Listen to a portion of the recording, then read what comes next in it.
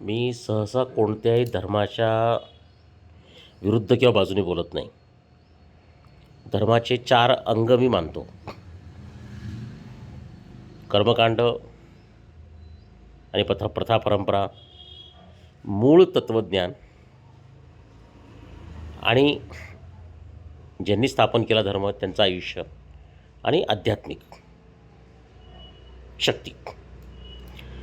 तर मी इस्लाम असो, जैन असो, सिखिझम असो, मी आध्यात्मिक अँगलनी बोलतो. प्रथा परंपरा, मंदिरात प्रवेश द्यायचा की नाही, अमुक करायचं की नाही, मी ह्याच्यात जात नाही.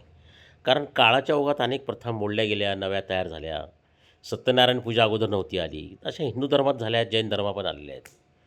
पण जैन धर्माचं जे मूळ तत्त्व आहे ना, त्याच्याबद्दल मी आज सांगतो आहे. कारण जैन धर्मियांच्या मुनींनी जी भूमिका घेतलेली आहे त्याच्यात काय माहिती का, की ते तोंडाला जे मास्क सारखं लावतात त्याचा अर्थ असा आहे की अगदी बोलताना श्वास घेताना सुद्धा सूक्ष्म किटाणूसुद्धा मेले नाही पाहिजे. तर अहिंसा हा जो तत्त्व आहे आणि ते अहिंसा तत्त्व नाही आहे, त्याचं तत्त्व असं आहे मूळ. म्हणजे जैनांच्या जे तीर्थकर झालेले आहेत, म्हणजे तुम्ही त्याचं जर थोडासा अभ्यास केला, वाचलं तर लक्षात येईल की सृष्टीमध्ये जो परमेश्वरी शक्ती आहे त्याच्यामधल्या चराचर सृष्टीमध्ये प्रत्येकाला जगण्याचा अधिकार आहे. आणि म्हणून ते मांस मटण मच्छी ते खात नाहीत. पण हा विषय तेवढा बरोबरचा नाही आहे, सूक्ष्म आहे. चालतानासुद्धा ते किंवा त्यांच्या हातामध्ये जे झाडूसारखं असतं त्याला तर काय म्हणतात मला आठवत नाही, तर आपल्या हातून चुकूनही हिंसा होऊ नये.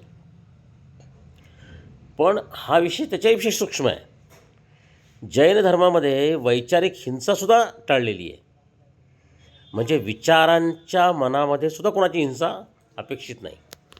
अशा परिस्थितीमध्ये जैन समाजातले मुनी, एखादा माणूस मेला तर काय फरक पडेल, आक्रमक होणं, भडकावणारी भाषणं करणं, सरकारला चॅलेंज करणं, कोर्टाला चॅलेंज करणं आणि कबूतर आणि भूतदयेच्या नावाखाली इतर जे पेशंट्स आणि लोकांना रोग होऊन मरत आहेत त्यांचं नकळत समर्थन करणं, हीच एक फार मोठी वैचारिक हिंसा आहे.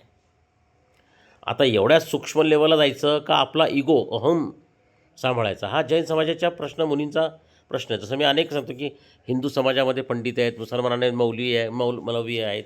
आता तुम्ही तुमचा अहंकार सांभाळायचा का समाजहित सांभाळायचं का मूळ तत्त्व सांभाळायचं, हा खरा प्रश्न येतो कधी कधी आयुष्यामध्ये.